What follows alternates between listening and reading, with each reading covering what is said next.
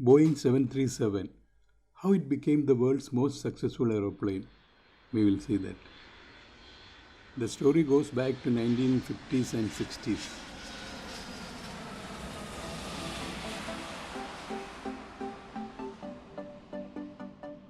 Sud Aviation Caravelle, Boeing 727, McDonnell Douglas DC-9. These were the aircraft ruling the sky. The Boeing 737-100 was the first in the series. It was developed as a direct competitor of the McDonnell Douglas DC-9. Boeing also wanted to make another aircraft to replace their 727 on short flights. Envisioned in 1964, the initial 737-100 was made its first flight in April 1967. In 1928, the company had only 1,000 employees, but today it employs more than 150,000 people. This is a 737-100 cabin with a single aisle, 6 abreast seating.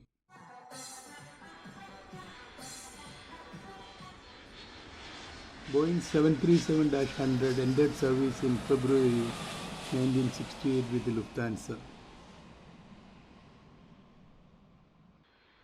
The lengthened 737-200 entered service in April 1968. The 737-100 and -200 original variants were powered by Pratt & Whitney JD80 low bypass engines and offered seating for 85 to 130 passengers.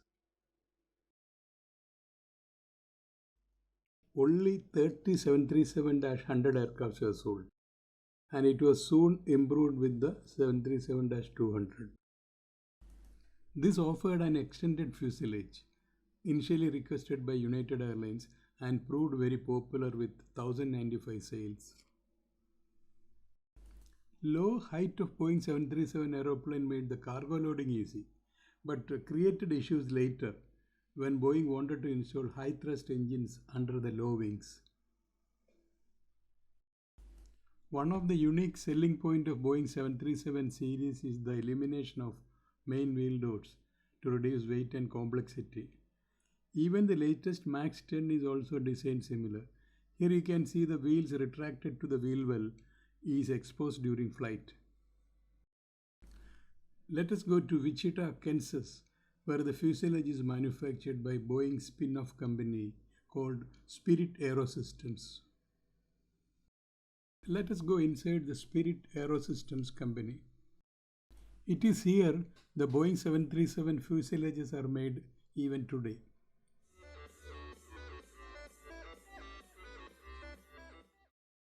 After building, the fuselage is being moved by rail to the Boeing's company in Renton, Washington, 1,800 miles away. The Boeing Company's Renton facility is situated on the banks of Lake Washington. The production methods have evolved enormously since the first 737 was made in 1966. The main difference is that instead of aircraft being assembled in one spot, they are now on a moving assembly line, similar to that used in a car production. The line moves continuously at a rate of 2 inches per minute, stopping only for worker breaks, critical production issues, or between shifts. Moving platforms form a train that travels through the 737 plant as the aircraft moves from one station to the next. Moving platforms can be seen here. Various moving platforms form a train. It feeds the airplane with the power, air, and hydraulic through umbilicals.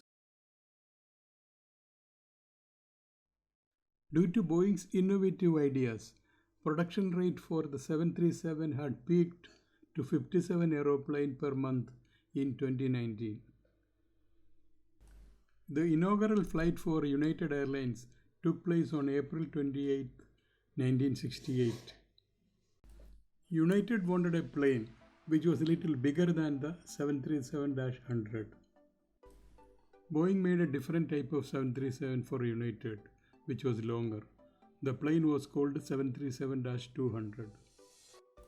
The 737-200 was a stretch version of 737-100, with an extended fuselage by 91 centimeters by adding two fuselage plugs.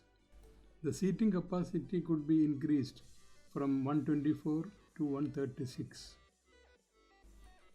The first United Airlines Boeing 737-200 flew on April 28, 1968.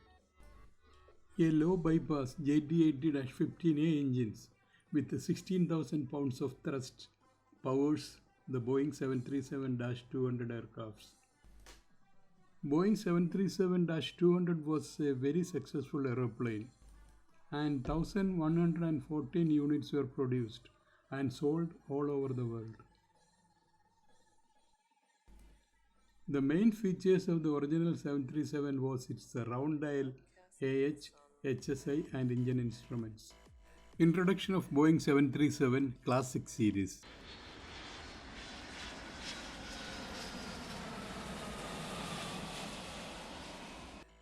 Boeing engineers, when designed Boeing 737-100, had focused on saving weight. They wanted a short, simple landing gear so that they could put the P&W JD80 engines directly below the wing rather than on pylons in front of it. Small size of the engine allowed it. In the early 1980s, Boeing, for its new aeroplane 737-300, selected a newly developed engine by CFM International called the CFM56-3. It is a joint venture between General Electric of USA and Snecma of France.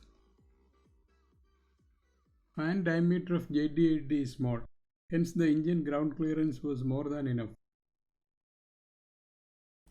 The new high bypass CFM56-3 engine was quieter and fuel efficient.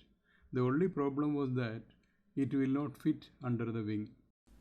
CFM reduced the size of the fan by 1 inch for the new CFM56-3 engine, giving up few points in efficiency. The accessory gearbox was moved from the bottom to the side of the fan case to get few inches of ground clearance. The diameter of JD8D is only 39.9 inches, whereas the diameter of CFM56-3 is 60 inches. Engine ground clearance is very important, as the engine close to the ground might act like a vacuum cleaner for the rain, slush and the runway debris. The Boeing team installed the engine ahead of the wing instead of right under the wing. CFM56-3 was 20% more fuel efficient and less noisy than JD80. Accessory gearbox was moved from bottom to the side, along with the reduction in fan case diameter, also helped in increasing the ground clearance. The engine nacelle was given a distinctive flat-bottomed shape. This made the engine nacelle to look a bit like a hamster pouch. Cockpit. The classic cockpit can be seen here, fitted with the round dial instruments. 737-300 was the first major upgrade, and the series was later renamed to be the 737 Classic series, that is Boeing 737-300, -400 and -500. It entered service in December of 1984. All Classic series aircraft can be seen here. 737-300. It has got a length of 33.40 meter. Then 737-400 with a length of 36.45 meter. And Boeing 737-500 with a length of 31.01 meters. -300 can carry 149 max passengers. -400 can carry 188 maximum passengers. -500 can carry 140 max passengers. Introduction of Boeing 737NG. The Boeing 737 next generation is the name given to -600, -700, -800 and -900 series of Boeing 737 aircrafts. The 737NG was offered by Boeing with improved performance and with the commonality retained from previous 737 models. First airline to fly Boeing 737 NG was Southwest on Feb 9, 1997. One of the main features of Boeing 737 NG is the 25% larger and 4.9 meters wider wing, hence greater fuel capacity and range. Boeing selected CFM 56-7 as the power plant for its 737 NG range. CFM 56-7B develops 19,500 to 27,300 pounds of thrust. Nacelle of 737 NG. Note that it is slightly more rounded compared to classic nacelle, but still has a flattened bottom. Its fan diameter is 61 inch, which is 1 inch more than the classic engines. The engine on 737 NG have a ground clearance of 17 inches. Compared to the classic engines, it has greater durability and 50% reduction in maintenance costs. CFM 56-7 is FADAC controlled, means full authority digital engine control, with redesigned struts, improved nacelles, with increased airflow and improved noise treatment. CFM 56-7 engines are very reliable. The IFSD rate, means the in-flight shutdown rate, is only 0.003%, which means that one engine failure in every 33,333 engine flight hours. Let us go to the flight deck now. The flight deck is upgraded with the modern avionics. The NG flight deck is dominated by the presence of 6 LCD panels arranged side by side, replacing the combination of EFIS and analog that was installed on Classic. In 1991, Boeing started working on an updated version of 737s. They wanted to have a plane to compete with the Airbus A320. The first NG to be built was a 737-700. It first flew on 9th Feb 1997. The wing was made bigger by 16 feet. Since the wings were made bigger, 30% more fuel could fit in the plane. This means that it can travel over 3,000 nautical miles and can travel between continents. It is powered by CFM 56-7B 20 engines with 20,600 pounds thrust. Maximum certified seating capacity is 149 passengers.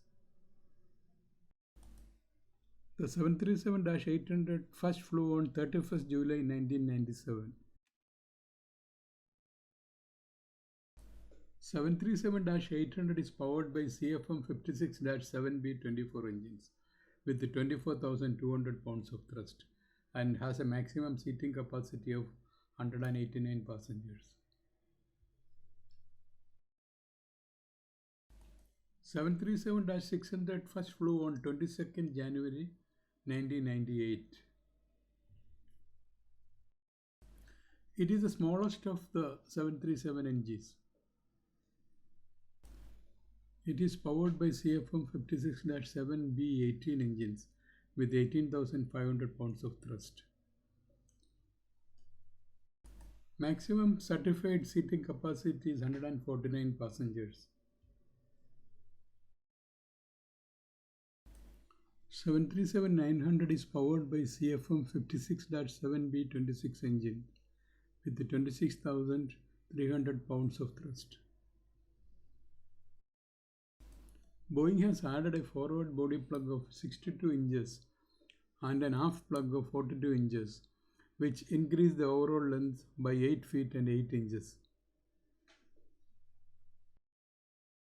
Maximum certified seating capacity is 220 passengers, imposed by federal regulation based on the number of exit doors and how quickly passengers can get out in an emergency.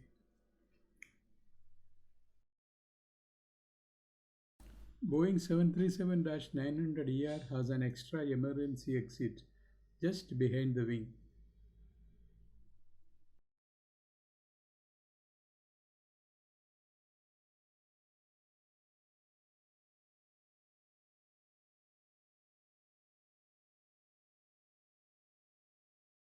Introduction of Boeing 737 MAX. On 1st December 2010, Airbus announced that it would release the re-engined, more efficient aeroplane called A320neo, new engine option, fitted with the CFM's new LEAP engine with the 15% more fuel efficient.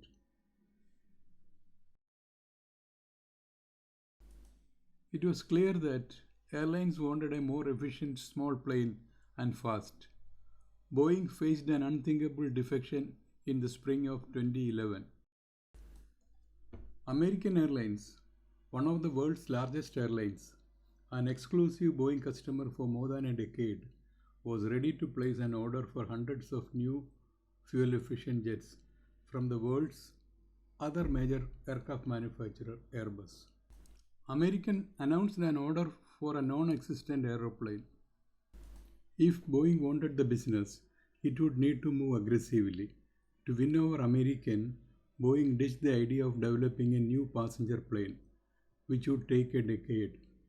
Instead, it decided to update its workhorse 737, promising the plane would be done in 6 years.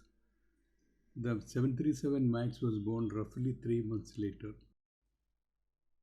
On 20th July 2011, Boeing said that they are working on a new 737 version which would have the CFM International LEAP engine. Both engines are shown side by side. LEAP engine is 8-inch larger in diameter. Engine had to be positioned forward and higher up. The nose gear was lengthened by about 8 inches to get the same ground clearance. LEAP engine is far ahead in all performance indicators than its predecessor CFM 56-7, like fuel efficiency, noise reduction, NOx reduction, bypass ratio, EGT redline, etc.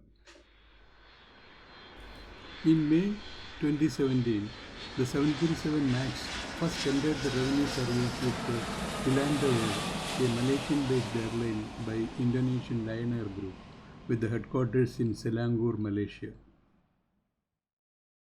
The LEAP engine is being positioned further forward and higher.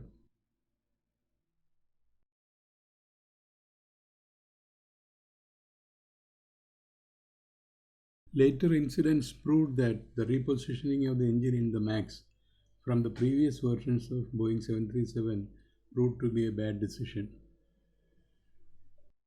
These changes altered the aerodynamics of the aircraft, making it more likely to pitch upward during certain flight conditions, putting it at risk of entering a potentially dangerous stall. CFM LEAP 1B, leading edge aviation propulsion, has 18 woven carbon fiber fan blades, giving a bypass ratio of 1:9 versus 5.1:1 for the CFM 56-7 engines. The sawtooth pattern or chevrons on the trailing of fan cowl was developed by NASA to smoothen the mixing of fan and core airflows. This reduces turbulence, giving a significant reduction in noise. It was known to Boeing that the MAX aircraft has a tendency to pitch up because of the peculiar engine position on wing and due to its aerodynamic effect at certain flight conditions. The larger, heavier and more powerful LEAP 1B engine and nacelles also aggravated the situation. Let us see what happens to an aeroplane in case of an excessive pitch-up situation.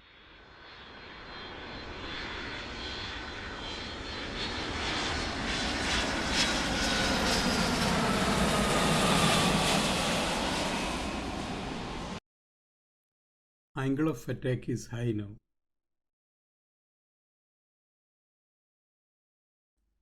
An airplane's angle of attack is the angle formed between an airplane's wing and the oncoming air during flight. When the angle of attack is increased above a point, the airflow over the wing separates and no lift will be produced by the wing and the aircraft stalls and fall out of the sky. To prevent the nose-up tendency and a subsequent stall, Boeing engineers initially considered adding leading-edge stall strips and leading-edge portillons. This proposed fix did not address the issue. Ultimately, Boeing decided to add the Maneuvering Characteristics Augmentation System (MCAS), designed to push the aircraft's nose down to avoid a stall. What is MCAS? MCAS is a software system embedded in the airplane's flight control computer, which was originally designed to automatically command the aircraft's nose-down stabilizer to enhance pitch characteristics when entering steep turns with elevated load factors and flaps-up conditions that are approaching stall. This is the left side angle of attack sensor. We will see how the sensor works. When aeroplane is level, angle of attack sensor vane is also level as it aligns with the airflow. When the angle of attack of the aeroplane is increased to very high, vane angle is also rises and the signal is sent to the flight control computer indicating that the aeroplane is approaching stall. MCAS automatically, without pilot's input, gives the command to the THS, trimmable horizontal stabilizer, and rotates the horizontal stabilizer upwards, creating more lift in the tail, lifting the aeroplane tail up and nose down, thus reducing the angle of attack.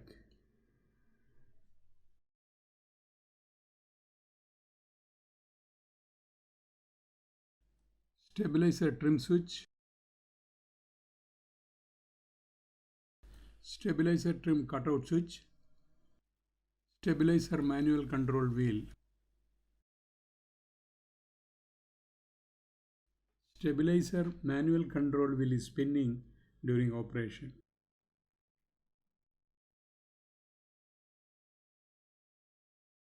Trimmable horizontal stabilizer is operating.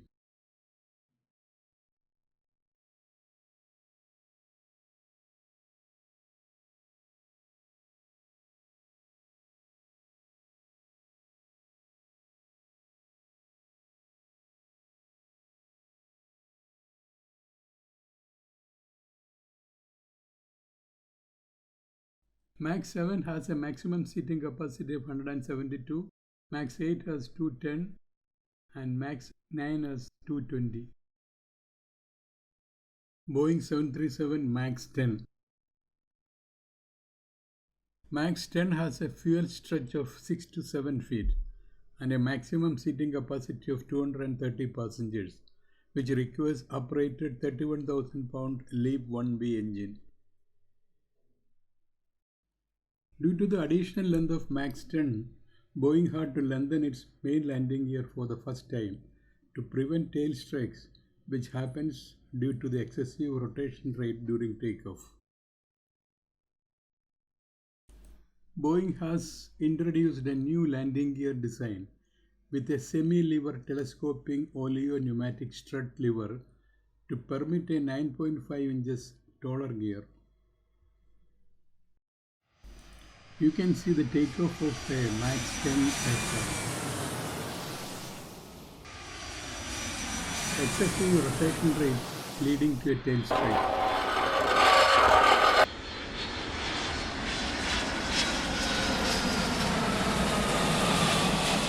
So Boeing had to lengthen the main landing gear for the first time to prevent tail strikes of Max 10 aeroplanes. This is the landing gear operation of an earlier version of Max, and the wheels are properly retracted into the wheel well cavity. Landing gear length is increased by 9.5 inches. Because of the increase in length, gear cannot retract into the wheel well cavity.